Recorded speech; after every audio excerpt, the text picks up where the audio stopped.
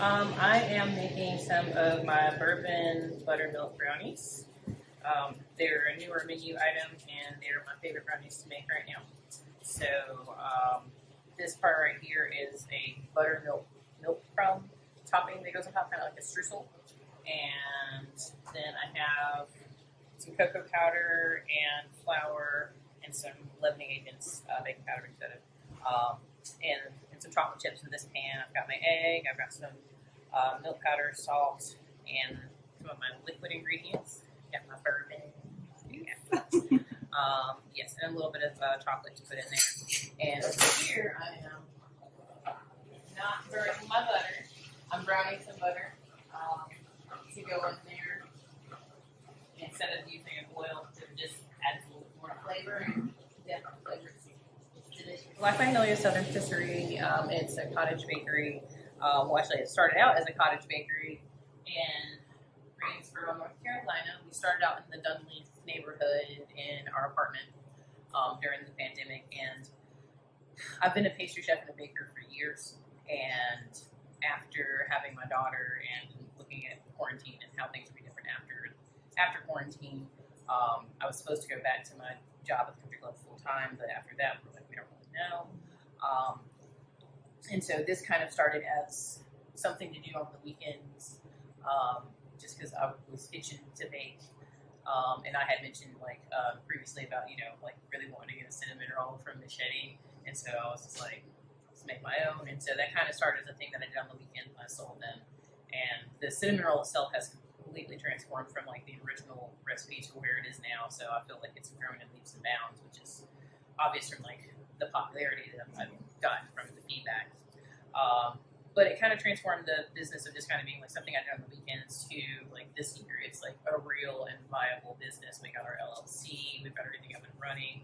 We have moved here as a base for production while we're looking to expand and actually get the brick and mortar. The cottage industry is it's a home-based business essentially, and so it's something that you can start at your home and you can grow and work your own hours and do that from everything down there. It wasn't really difficult. I mean, once we got everything organized, and because I've worked in so many kitchens and everything, and so I always set everything up as it was a business, like a commercial kitchen. Yeah.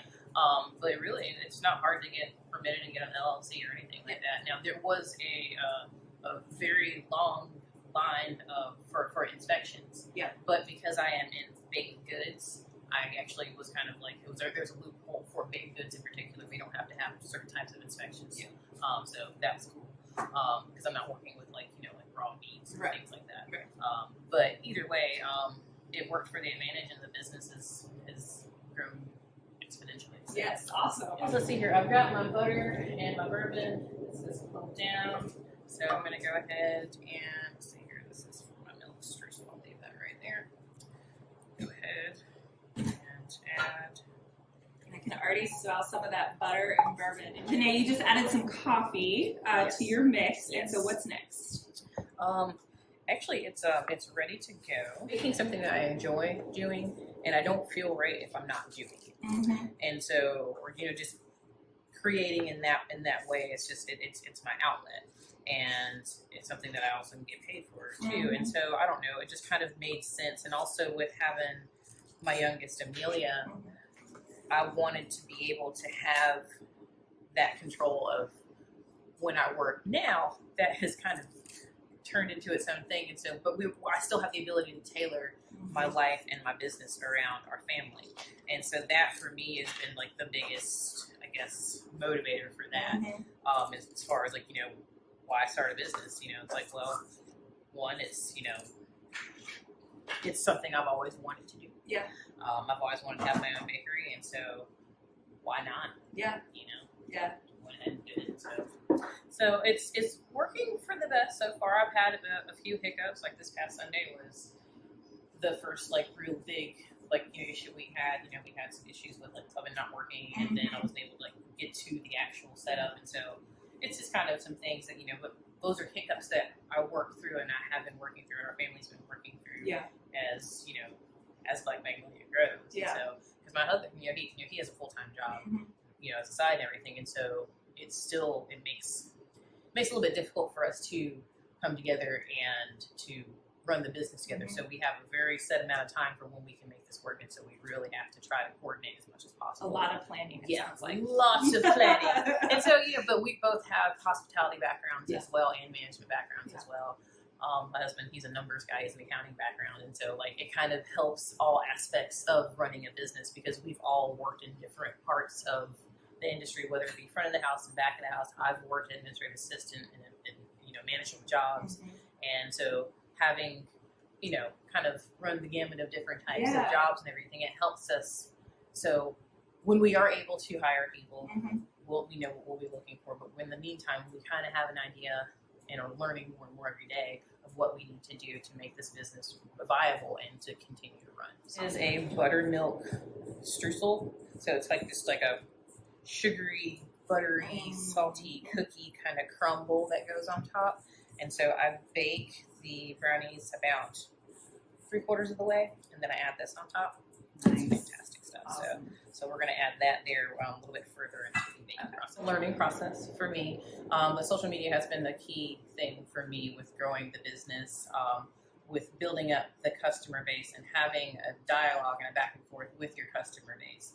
And so by using Facebook, I started a Facebook page and kind of just, kind of kept up and, definitely ask for those likes and everything. You harvest your likes and people that if they like anything, you go back and invite them to like your page and to follow you. And so, and more often than not, people will be like, okay, I'm still learning Instagram, but even with that, using the proper hashtags and knowing where to get feedback and looking at different demographics from using different hashtags. So that's something that I'm still learning right now. But my main thing, my biggest success has really just been opening up a dialogue with my customer base, talking to them like I am talking to you, and let them know that, this is what I'm doing, and so please come check this out. And it's worked out really well. So I've had customers that were my customers from the very beginning of when I started at my apartment, and then they continued to be my customers when we moved to the farmhouse in College Hill, and they're customers now. So there are people who have been through every stage of Black Magnolia, and so I think if you make a really good product, then people will also keep coming back. And so that's kind of my thing, to keep looking to see what's trending and trying to engage the customers and get their feedback on what is what's trending and what's popular, and also just like what tastes good. Yeah. So because even if you take something that everybody makes but do it really, really well, they'll come to you instead of go to someone else. So I try to do things that don't necessarily require all that much. It kind of just creates like an atmosphere, and so have very warm tones to a lot of my food, because I feel that a lot of my food is very like, it warms your soul, makes you happy, and so I want to bring that kind of like energy to my baked goods and to my advertising. So I'm going to be working on my food photography soon. So do be on the lookout for that. But it's kind of, it's a part of the marketing as well. Yeah. So people eat with their eyes. Yes. I've thought about if I wanted a bakery and I wanted something, because I have so many name ideas of like, what would the bakery be? Because, of course I was named after my kids, but I don't know, like, what if they were like, no, I don't want to bake, so like my oldest is like, no, horticulture is the way to go. And so, so that has happened, so, but I think about something that represents me, and that was, I am Black, and in the Magnolia to me is that it represents strength and femininity and also nobility, but also it touches with, when you think of Southern, you think of like women and Southern and just like the charm of it, and so I don't know, all those things those ideas were kind of going on in my head, and so I was like, Black Magnolia, Southern Patisserie, because I do Southern inspired baked goods. My grandmother was amazing, she is an amazing baker, and taught me a lot of, foundations of the recipes that I make, and the patisserie side was the experience that I gained working in bakeries and working as a pastry chef, and, learning all of these traditional techniques, and then incorporating those two types of ideas of like, let's get some pound cake, but also like, here's some choux pastry, kind of finding a way to incorporate two different worlds and making them work. And so with us expanding, I will be able to kind of work more on things that, like, the croissants and the puff pastry side. That's kind of more things that will be coming soon when we, are able to expand more. because I am only one person. But Right. but that's kind of just what with the name kind of just it just set right. It felt right. It just struck a chord with me. Yeah. So and I don't know. I love the name. So. Yeah, it's a beautiful marriage of all of that. Far, it's been. I haven't had any negative experiences so far. Not that I'm thinking that problems come. But so far, I have to say that I have had the most amazing support from Greensboro, and honestly beyond. And so the surrounding cities and everything. And so I mean, I've had a lot of support, and I feel that within this time period, there definitely has been a push to support Black-owned businesses and to support Black women in industry. And so I feel like it just was a really good timing. And there's an awareness about that now that wasn't always there. And I think people just genuinely want to support now. Yeah. And that's a good thing. It's not a matter of well, this person has this person has this. It's like, no, I want my dollar to go to, I want it to go to a Black-owned business. Yeah. Because that it changes, the socioeconomic, the whole outlook for business owners, and it levels the playing field. Yeah. So I really appreciate the customers that I have that continue to come back. Fuller, years ago, I was like, I want to get a bakery, I want to get it started, and Chris is a local Chris is a local restaurateur, owner of Crafted. Yeah. Fantastic lady. But I just was asking her randomly, I was like, what do I need to do? And I remember her just being like, she's like, write it down, write down a business plan. If you really have everything worked out and you have a good product and a good marketing plan and a good business plan, you'll get funding for it.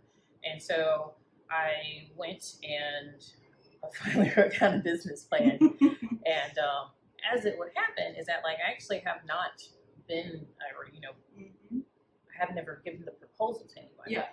It just essentially the business plan itself has been what I needed to do to organize. Yeah. And so it was a guideline of what I needed to do to get my business started. So I followed all of those things. And so I've essentially funded everything so far. But in the other aspects, when we expand, the other aspects of our business, we don't do catering and have more pop-ups and everything and do weddings and things of that sort. So when we get to that part, I'll be able to go to a bank and be like, yes. Awesome. I've got this, and this. I know how this runs already. So this is kind of awesome, like a little test drive that I get to do to see how things work. It's a little difficult, but the General Mills Win really helped. Win randomly, last fall, had entered in a recipe contest, and I had entered my bourbon banoffee roll. Forgot about it, and then I got an email from them in January, like, "You're a winner," and I was like. So I just didn't, because they sent me one, because the only reason that I was like, did I win? Because it said essentially you won't hear from them if you didn't make it and everything. And so I got an email being like, hey, we want to have a Zoom meeting. I'm like, wait a second. So that was pretty cool. So that exposure, the exposure from that also skyrocketed the demand for cinnamon rolls, and so that put me on the map, because that put me on the news, and then that. Got the word of mouth, and I think that news bit for Spectrum ran as far as Charlotte. Yeah. And so, I got a good bit of exposure from that. So that was fantastic. It means a lot. It's very, very vital, because you have somebody who has been there from the beginning stages and have worked their way up, and so it's kind of, it helped. It's a guiding hand into what the downfalls could be, what you should look at.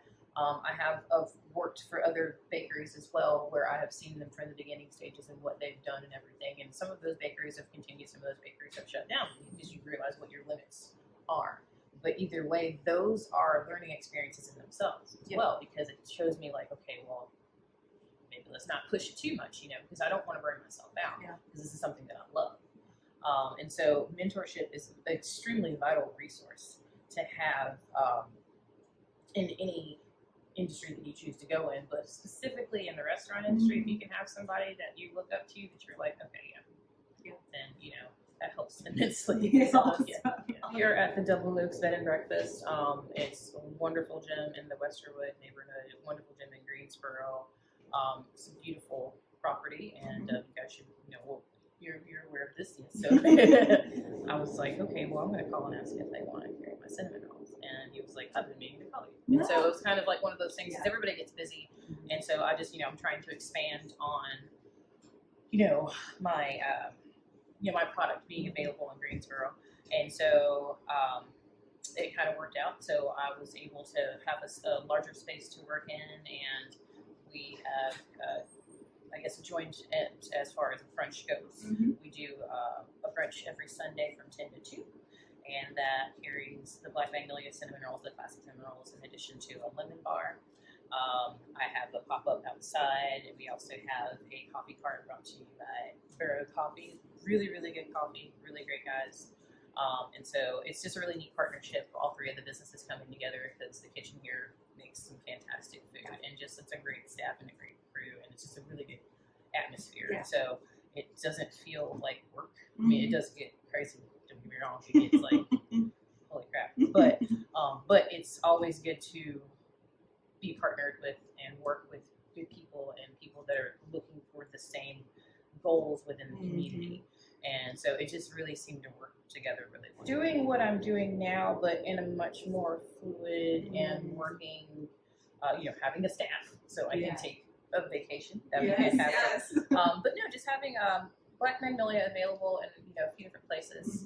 Having high tea, like on Sundays, or have brunch, or high tea on Saturdays and things like that. Having catering events, and just kind of still having that low key buzz that it has now, but still just being like a really good find in Greensboro. Like I want to continue to be a nice little hidden gem in Greensboro, and when you have our product, that it's a really good product. And so I don't know, I just want to associate with warm memories, fond memories, just a good time, a little bit of savoriness, a little bit of sweetness, so I don't know, I'm really happy with the direction the business is going. In the next 5 years, I just think having a home base would be that's the goal. Awesome. Maybe one other store. Okay. Maybe. Okay. So we'll say if you have an idea, write it down, make a plan, just get it out, and everything is different moving parts, and it's wonderful, and you can go back and you can adjust stuff, but write it down, because the sooner that you get those ideas out there and get them organized, the easier it is to turn that into an actual business plan, an actual course of action for what you need to do, or a plan of action for what you need to do, because otherwise, just hanging around a bunch of ideas in your head, it doesn't do you any service, and it doesn't do your customers any service. So if you want to get it started, then write it down, and it just makes it so much easier to actually start the starting process. But I guess other than that, I would say really get to know your customer base. Have a good interaction with your customer base. Build that customer base. Like, find out a way to build it, and then have a really good relationship with them. Because without them, you're nothing. And so I mean, there are places where you go and you get mass-produced things, and you go and that's just there, and it's easy, and it's always there, and that's fine. But I think building a dialogue with your customer base and letting them know, like this is from scratch, or this is like handmade, or this is an artisan thing. I think being vulnerable with your customers and letting them know that you are human and that you're not like a corporation or a franchise, like by giving yourself that grace and creating that connection with your customer base, I think it creates longer term customer base. So you have people that are actually invested in you and your product. And I think that's the really cool thing about local businesses, because people are invested in seeing you thrive. They want to see you successful, and so it's kind of with them wanting to make you successful or help you stay successful and have a successful business. You in turn, want to give them the best quality, whatever is the product you give out. So I definitely think making that connection with your customer base is vital. Like finding however you need to build it, whether it be social media, whether it be getting out there and meeting people at different events and stuff, talking to them, emails, whatever, what have you. It's really important to actually make a connection with your customer base, because if you don't know what your demographic is, which that is in your business plan, if you don't know what your demographic is, then you don't get to build one. I have a Square site, Black Magnolia. It's you'll find it's Black Magnolia on Square. It's like Black Magnolia dash or Black dash Magnolia dash. Yeah, it's very long, so you can find the link to that on my on my social media for Facebook, for Black Magnolia business page on Facebook, and then we also have a Instagram page, Black Magnolia GSO, which has a link to our Facebook page. We do have an actual website being built right now, so we will have that up and running very soon. So be on the lookout for our new website, which will be a nice one and done kind of place to find everything. So that's one of the stages of us, building our business is getting a professional website. So yeah, we will have that up and running soon, but you can definitely find those out on social media and just look us up and come check us out.